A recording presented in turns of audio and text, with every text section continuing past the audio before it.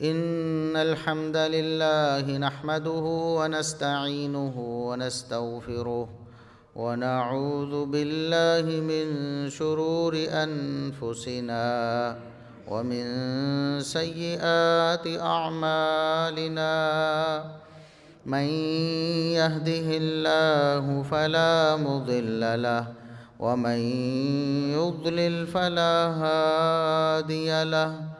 أشهد أن لا إله إلا الله وحده لا شريك له وأشهد أن محمدًا عبده ورسوله. اللهم صل على محمد وعلى آل محمد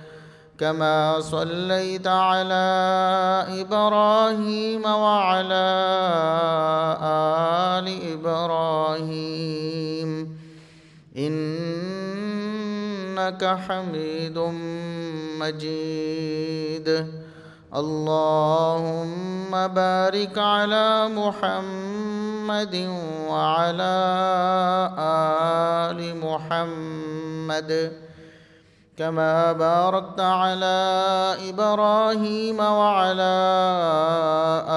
آل إبراهيم إنك حميد مجيد.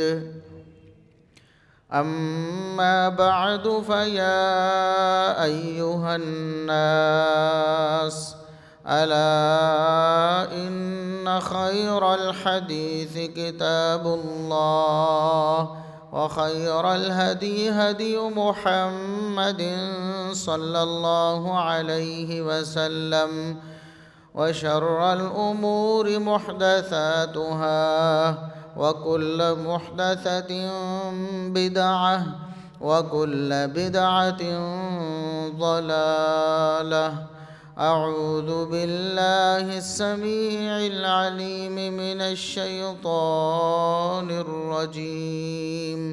من همزه ونفخه ونفثه. بسم الله الرحمن الرحيم. يا أيها الذين آمنوا اتقوا الله وكونوا مع الصادقين.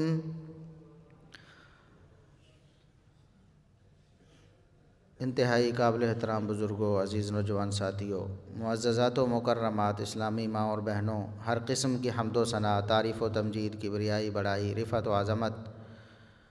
اللہ رب العزت کے لیے جو پوری کائنات کا خالق و مالک ہے. بے شمار لا تعداد بے حد و حساب درود و سلام پیغمبر آخر الزماں، محسن انسانیت، محسن کائنات جناب محمد الرسول اللہ صلی اللہ علیہ وسلم کی ذات اقدس پر. جمادی ثانیہ اسلامی مہینوں میں سے ایک مہینہ، اس کا اختتام ہے. آج 27 تاریخ ہے. جس طرح دیگر مہینوں میں واقعات رونما ہوتے رہے ہیں، جمادی ثانیہ بھی عام مہینوں کی طرح ایک مہینہ ہے. اس میں بھی تاریخ اسلام میں کئی ایک واقعات رونما ہوئے. کچھ لوگ ان واقعات کو لے کر جو کہ کسی کی پیدائش یا کسی کی وفات یا کسی کی شہادت سے متعلق ہوتے ہیں، ان کو لے کر مسلمانوں میں غلط فہمیاں پیدا کرتے ہیں. ان کو غلط رنگ دے کر اسلام کی کچھ مسلمات اور اسلام کی کچھ ضروریات ان کو مشکوک بنانے کی کوشش کرتے ہیں. مسلمات ان چیزوں کو کہتے ہیں جو قطعی اور یقینی ہوتی ہیں، جن میں کسی قسم کا کوئی شک و شبہ نہیں ہوتا. بہت سی مسلمات ہیں اسلام کی جن میں لوگوں نے نقب لگانے کی کوشش کی، ان کو مشکوک بنانے کی کوشش کی. بہت سی شخصیات ایسی ہیں جو ہمارے دین کی مسلمات میں سے ہیں، لوگوں نے ان شخصیات کے بارے میں بھی لوگوں کے اندر جھوٹ پھیلائے، ان کو بدنام کرنے کی کوشش کی، اور کچھ واقعات ایسے ہیں کہ جو مسلمات میں سے ہیں ان کو جھٹلانے کی کوشش کی۔ تو ایک طبقہ فکر ایسا ہے جو دین اسلام کا دم بھرتا ہے، نام لیتا ہے، لیکن ان کے مذہب کی بنیادی خصوصیات میں سے ایک بڑی خصوصیت یہ ہے کہ وہ نبی کریم صلی اللہ علیہ وسلم کے صحابہ کرام کو جھوٹ بول بول کر بدنام کرنے کی کوشش کرتے ہیں۔ کسی کی تاریخ پیدائش ہو یا تاریخ وفات ہو، اسلامی تعلیمات کے مطابق اس کو منانا، کسی خاص اہتمام سے اس کا تذکرہ کرنا، خاص تاریخ میں اس کو ذکر کرنا، اس کی کوئی گنجائش نہیں ہے۔ لیکن بسا اوقات ایسا ہوتا ہے کہ اس تاریخ کو یا اس واقعے کو بنیاد بنا کر لوگ جھوٹ بولتے ہیں اور بہت ساری غلط باتیں مسلمانوں میں پھیلانے کی کوشش کرتے ہیں، تو ان کا رد کرنا ضروری ہو جاتا ہے۔ جمادی ثانیہ کے حوالے سے بعض لوگوں کا یہ کہنا ہے کہ اس مہینے میں کئی ایک اہم واقعات رونما ہوئے، جن میں سے ایک سیدہ فاطمہ الزہرا رضی اللہ عنہا، جو نبی کریم صلی اللہ علیہ وسلم کی 4 مبارک بیٹیوں میں سے ایک بیٹی ہیں۔ ان کا کہنا ہے کہ اس مہینے میں ان کی شہادت کا واقعہ رونما ہوا۔ اب اس بات میں تو کوئی شبہ نہیں کہ سیدہ فاطمہ الزہرا رضی اللہ عنہا وفات پا چکی ہیں، دنیا سے چلی گئی ہیں، لیکن ان کی وفات طبعی تھی، کسی حادثے کی صورت میں یا کسی نے معاذ اللہ ان کو شہید نہیں کیا، لیکن جن کا مذہب ہی رنگ آمیزی کر کے، لوگوں کے جذبات سے کھیل کے، جھوٹ بول کے صحابہ کرام کو بدنام کرنا ہو، تو انہوں نے یہ جھوٹی کہانی گھڑ لی، اور وہ اس مہینے میں اس کا تذکرہ کرتے ہیں، خصوصاً کیونکہ ان کے بقول اس مہینے میں شہادت ہوئی ہے، اور اس شہادت کو وہ صحابہ کرام رضوان اللہ علیہم اجمعین سے جوڑنے کی کوشش کرتے ہیں، حالانکہ یہ بات قطعاً غلط ہے، اور یہ تاریخ میں مسلم رہی ہے ہمیشہ سے، صحابہ کرام کے دور سے، کیونکہ وہ عینی شاہد ہیں ان حالات اور واقعات کے۔ اہل بیت کے افراد جو اس گھر کے افراد ہیں اور خونی رشتہ دار ہیں اور بڑی اچھے طریقے سے ان حالات کو جاننے والے ہیں، وہ بھی اور اس کے بعد سارے مسلمان 1400 سال تک اس بات پر متفق رہے ہیں کہ سیدہ فاطمہ الزہرا رضی اللہ عنہا کو شہید نہیں کیا گیا، وہ طبعی وفات پا کر دنیا سے گئی ہیں، ان کو کسی نے قتل نہیں کیا نعوذ باللہ، لیکن یہ جھوٹ گھڑا گیا صحابہ کرام کو بدنام کرنے کے لیے۔ سیدنا ابو بکر صدیق رضی اللہ عنہ، سیدنا عمر فاروق رضی اللہ عنہ اور دیگر صحابہ کرام کو بدنام کرنے کے لیے۔ کتنی بڑی بدبختی ہے کہ ایک شخص مسلمان ہونے کا دعویٰ کرتا ہے، کہتا ہے میں مسلمان ہوں بلکہ مومن ہوں، اور اس کے بعد وہ خصلت اپناتا ہے جو منافقین کی ہے۔ نبی کریم صلی اللہ علیہ وسلم نے فرمایا کہ 3 پکی نشانیاں ہیں منافق کی، جس میں یہ 3 نشانیاں ہوں فوراً سمجھ جاؤ کہ یہ جھوٹا ہے، منافق ہے، یہ دعویٰ اسلام میں غلط ہے، جھوٹ بول رہا ہے کہ میں مسلمان ہوں۔ اذا حدث کذب،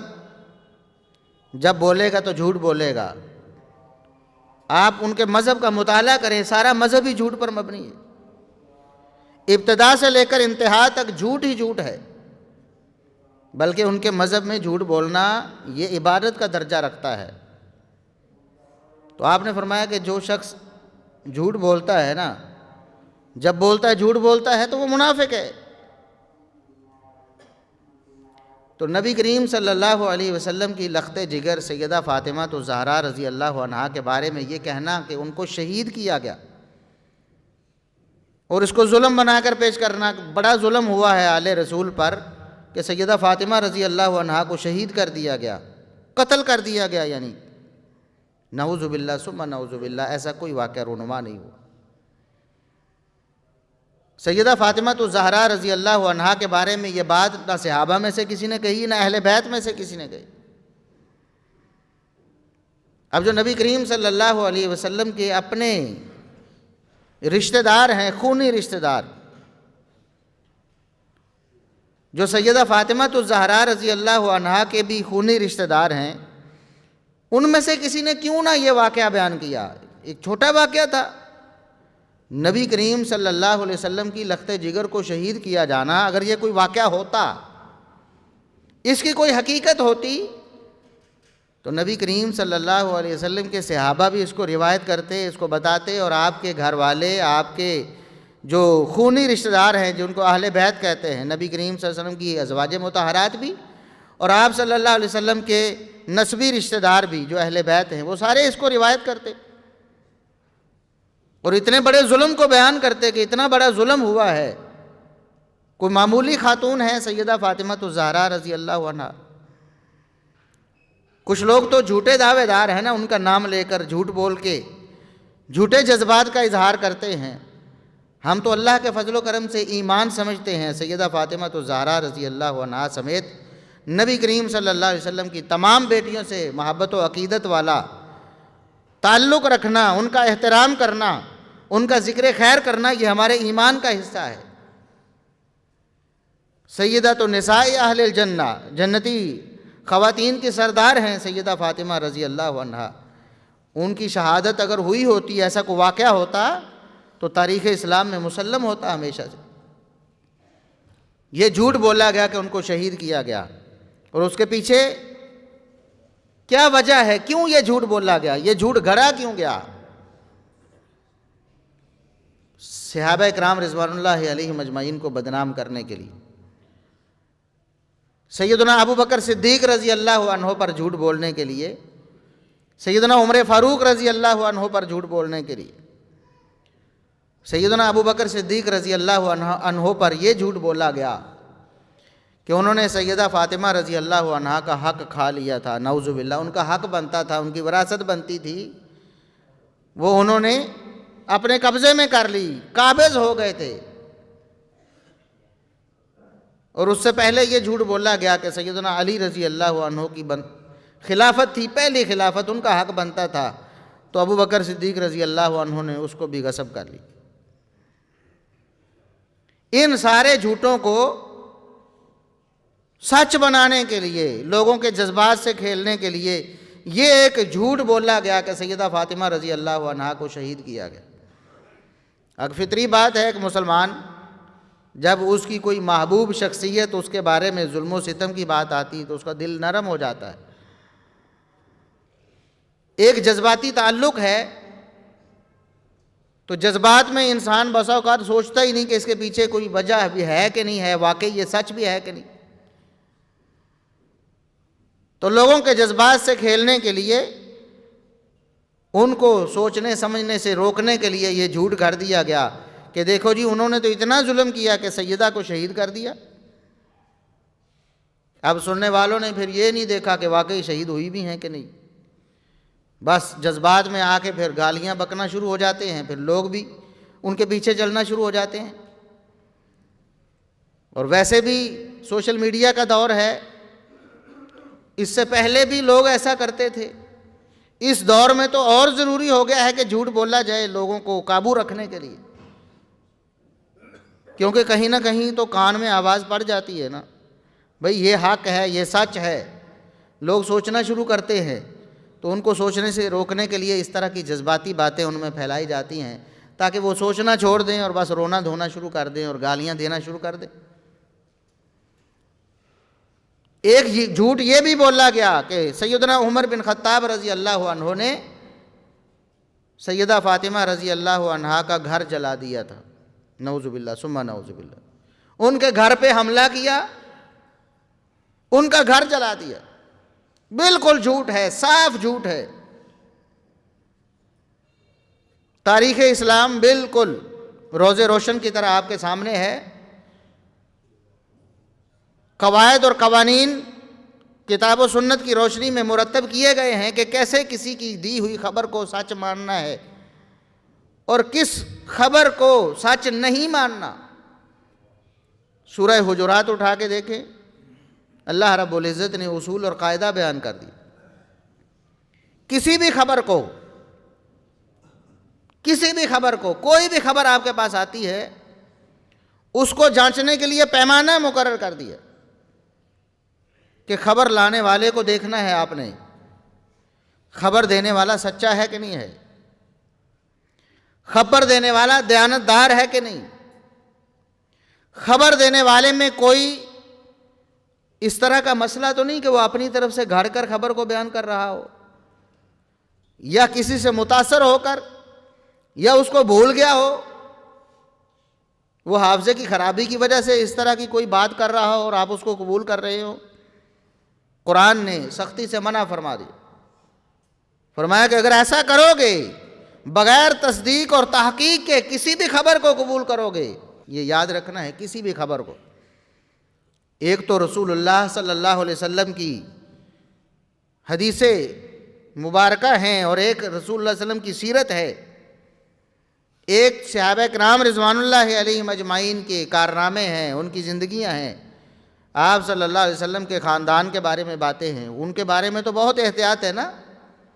عام زندگی میں یہ اصول لاگو کیا گیا کہ کوئی شخص بھی کسی کی خبر کو فوراً قبول نہ کر لے جب تک اس کی تحقیق اور تفتیش نہ کرے، جب تک اس شخص کو ذاتی طور پر اچھے طریقے سے جانتا نہ ہو، یا اس کے بارے میں سکہ گواہیاں موجود نہ ہوں کہ یہ واقعی سچا اور ایمانتدار اور دیانتدار ہے. اس وقت تک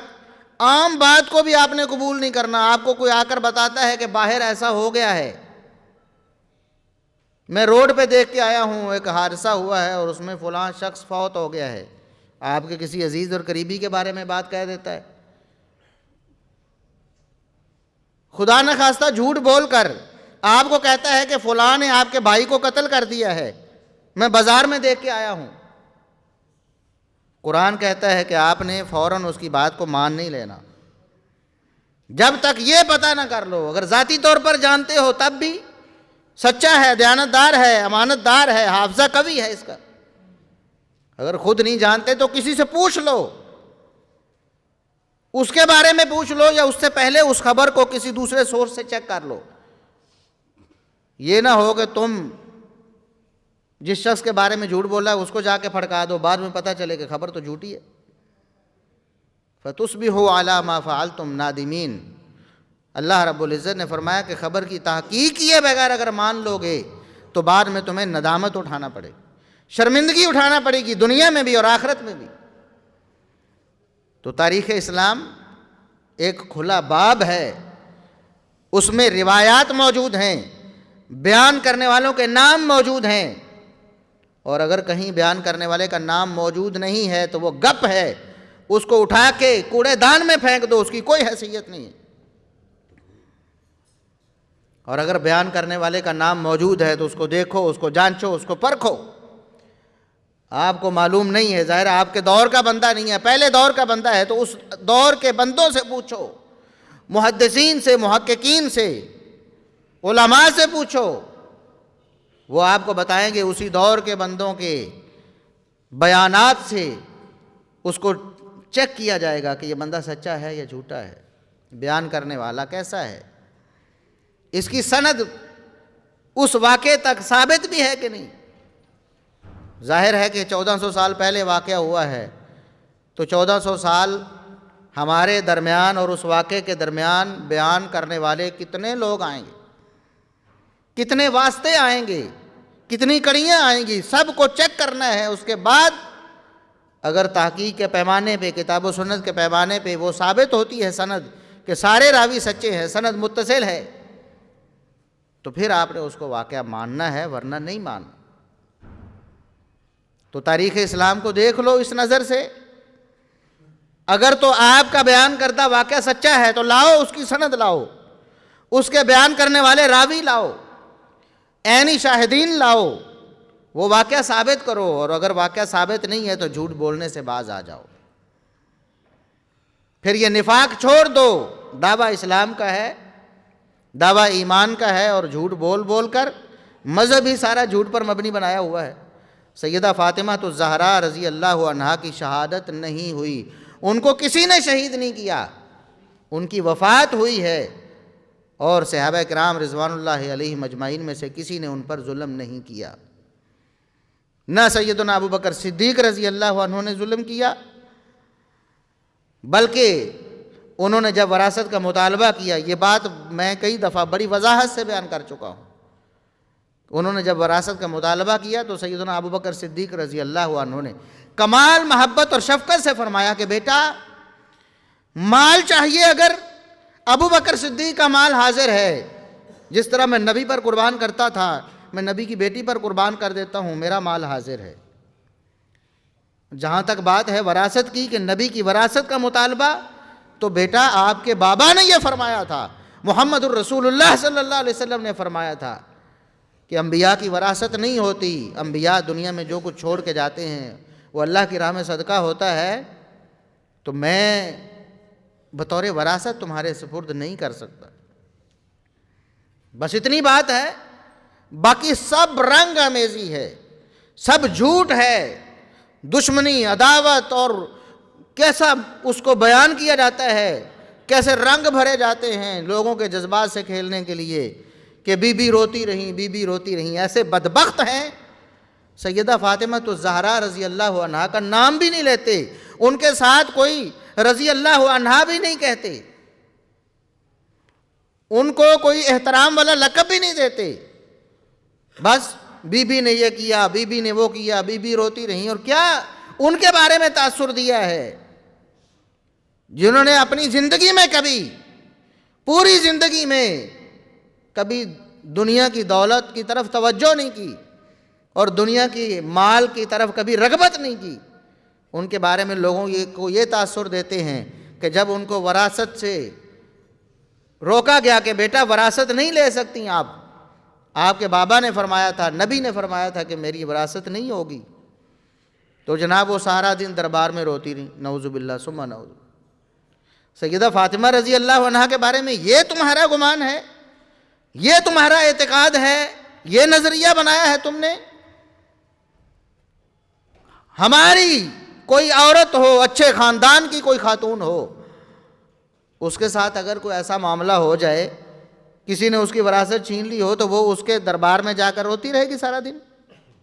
انا للہ و انا الیہ راجعون۔ تو سیدہ فاطمہ رضی اللہ عنہا پر نہ کوئی ظلم ہوا، نہ ان کو شہید کیا گیا، جھوٹا واقعہ ہے، جھوٹے واقعات ہیں، جھوٹی داستانیں بنائی گئی ہیں۔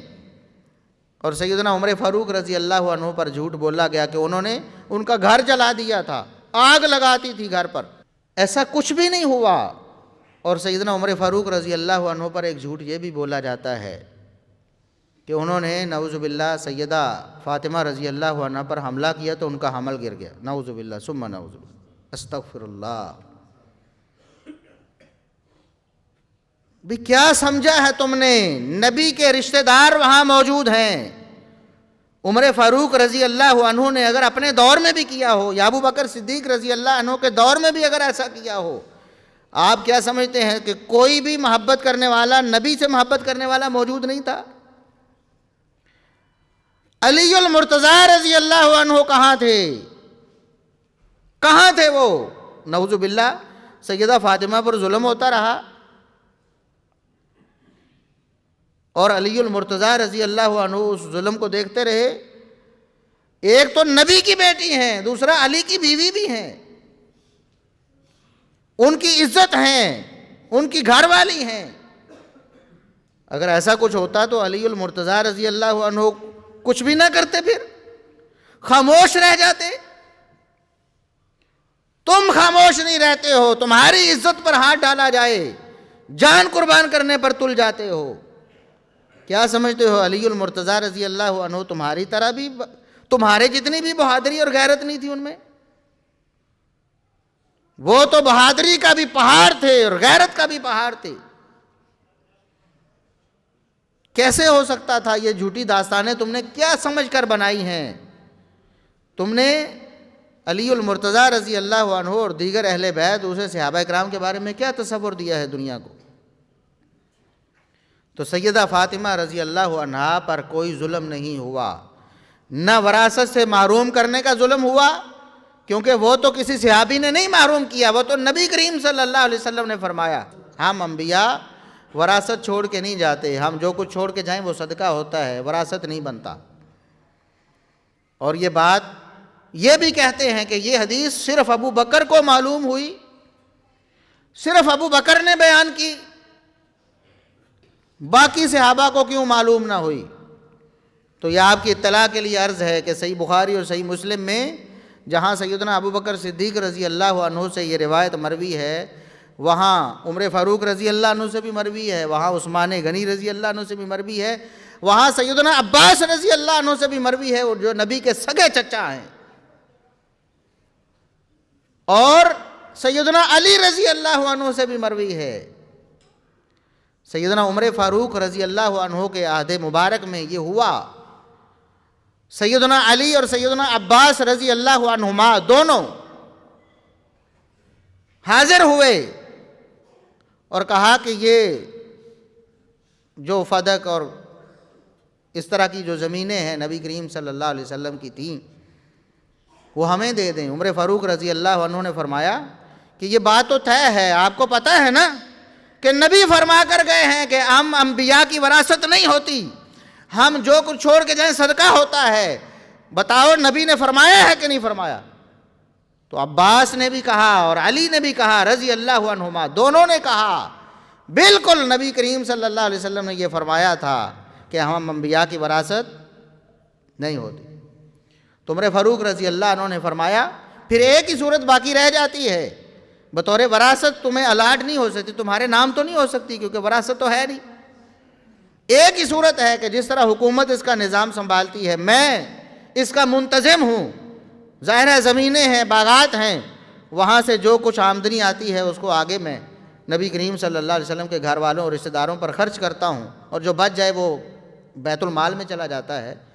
تو ایسا آپ کر لیں، آپ دونوں اس کے نگران بن جائیں، ٹرسٹی بن جائیں اس کے،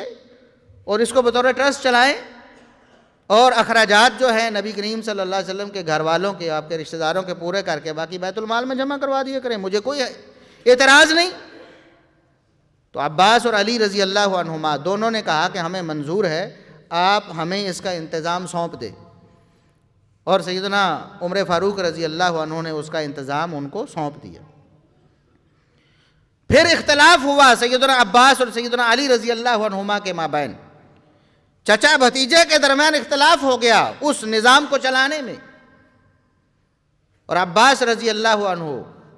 سیدنا علی رضی اللہ عنہ کو لے کر سیدنا عمر فاروق رضی اللہ عنہ کے پاس دوبارہ آ گئے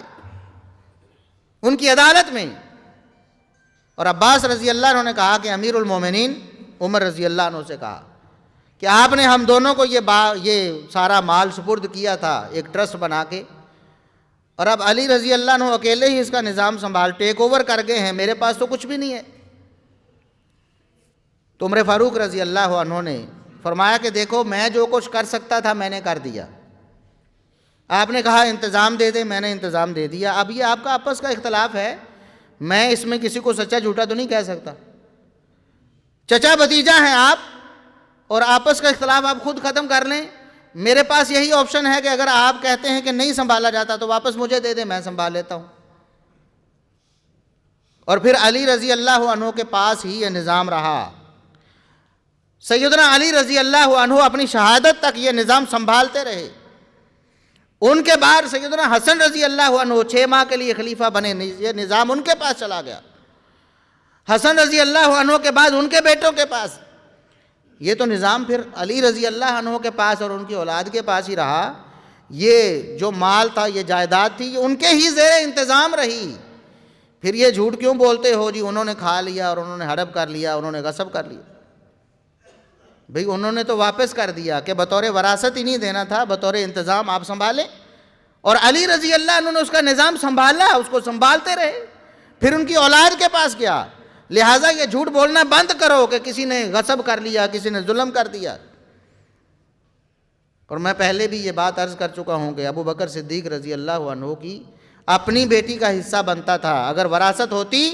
تو 8واں حصہ بیویوں کا بھی بنتا ہے نا۔ تو سیدہ عائشہ رضی اللہ عنہ ابو بکر کی بیٹی تھیں، سیدہ حفصہ رضی اللہ عنہ عمر کی بیٹی تھیں، ان کے لیے تو اچھی بات تھی، مالی فائدہ تھا کہ اگر حصہ ملتا تو ان کو بھی کچھ آ جاتا۔ جب انہوں نے روک دیا تو ان کو بھی نہ ملا، انہوں نے تو حدیث رسول صلی اللہ علیہ وسلم پر عمل کیا۔ بہرحال سیدہ فاطمہ رضی اللہ عنہا کے ساتھ صحابہ کرام کا بالکل محبت اور احترام اور عقیدت والا معاملہ رہا۔ سیدنا ابو بکر صدیق رضی اللہ عنہ نے بھی ان پر شفقت ہی کی ہے، محبت ہی دی ہے انہیں، اور عمر فاروق رضی اللہ عنہ نے بھی نہ کوئی ظلم و ستم کیا، نہ کبھی ایسا سوچا۔ وہ سوچ بھی نہیں سکتے تھے کہ نبی کریم صلی اللہ علیہ وسلم کی بیٹی کے بارے میں ایسا کریں۔ اور پھر اسی جمادہ ثانیہ میں سیدنا ابو بکر صدیق رضی اللہ عنہ کی وفات کے بارے میں مشہور ہے کہ وہ فوت ہوئے، تو یہ لوگ سیدنا ابو بکر صدیق رضی اللہ عنہ کی وفات کو بھی ذکر کرتے ہیں اور کہتے ہیں کہ نعوذ باللہ ایک ظالم دنیا سے چلا گیا، نعوذ باللہ ثم نعوذ باللہ۔ سیدنا ابو بکر صدیق رضی اللہ عنہ ان کے بارے میں یہ کہنا کہ ان کی وفات ہوئی ہے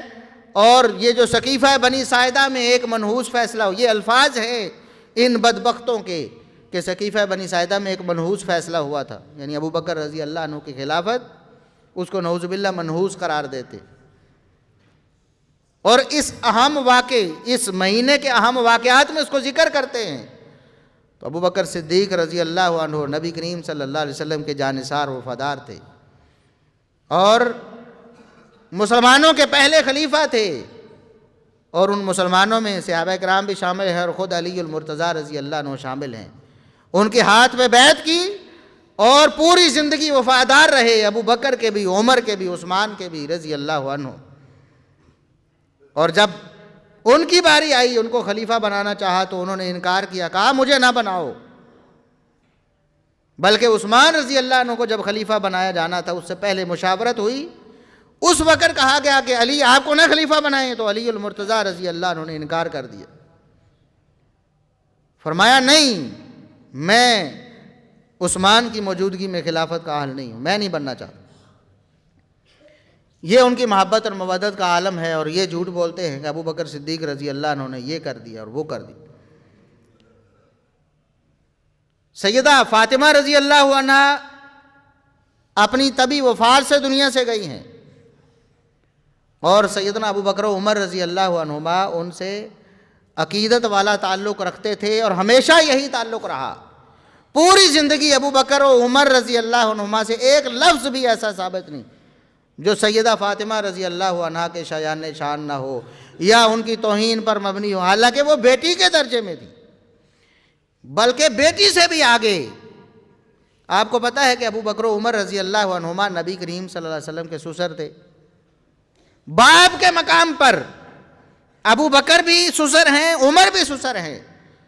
تو نبی کی بیٹی ان کی کیا لگی رشتے میں، بیٹی سے بھی آگے چلی گئی نا۔ اس کے باوجود بھی پوری زندگی ابو بکر و عمر رضی اللہ عنہما نے، چھوٹوں کو تو بندہ کبھی ڈانٹ بھی دیتا ہے، کوئی بات بھی ایسی کہہ دیتا ہے نا، لیکن اس کے باوجود نبی کی بیٹی ہونے کی وجہ سے اتنی عزت اور اتنا احترام کیا ہے، ایک لفظ بھی سخت کبھی ادا نہیں کیا ان کے بارے میں۔ اور انہوں نے جھوٹ بنا لیا جی، نعوذ باللہ ثم نعوذ باللہ، ان کو شہید کر دیا ہے، ان کا گھر توڑ دیا ہے، ان کا حمل گرا دیا ہے، نعوذ باللہ ثم نعوذ باللہ۔ سیدہ فاطمہ رضی اللہ عنہا کا کوئی حمل نہیں گرایا، عمر فاروق رضی اللہ عنہ نے، سب جھوٹ ہے، سب افسانہ بازی ہے، اور دین کے نام پر، اسلام کے نام پر منافقت ہے۔ جھوٹ بولنا تو منافقوں کا کام ہے۔ سچ لاؤ، سچ کہاں ہے؟ سچ ہوتا اگر ابو بکر عمر رضی اللہ عنہما کی طرف سے ایسا کچھ ہوتا تو علی المرتضیٰ رضی اللہ عنہ کبھی خاموش نہ رہتے۔ اپنی بیوی تھی، اس سے بڑھ کر نبی کی بیٹی تھی۔ آپ کیا سمجھتے ہیں آج کوئی ایسا شخص